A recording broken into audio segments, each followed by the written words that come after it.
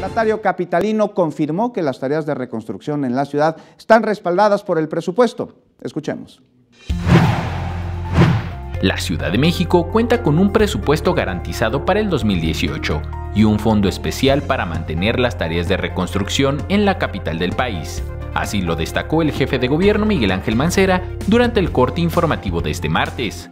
2018 será esto que ya habíamos anticipado, un presupuesto de reconstrucción, un presupuesto destinado a mantener los apoyos del INVI, que son tan importantes y que han dado tan buen resultado.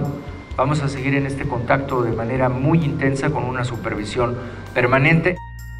En materia de reconstrucción, los trabajos de recuperación en las zonas más afectadas de la capital seguirán, coordinándose especialmente en Iztapalapa, Tláhuac, Xochimilco y Álvaro Obregón, con la entrega de casas antisísmicas y el recobro de la zona chinampera.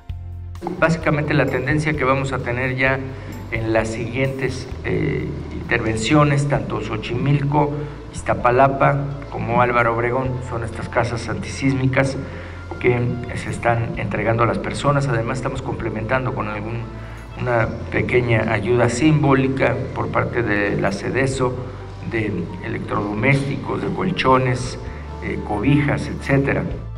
El mandatario local informó que no se contratará más deuda, ya que el presupuesto 2018 se realiza con base en análisis y cálculos sobre las recaudaciones que año con año mejoran, así como mayores ingresos por turismo y desarrollo económico. Destacó que para el año entrante, la Ciudad de México seguirá en la línea de desarrollo, creación de infraestructura, rescate de espacios públicos y el cuidado del medio ambiente.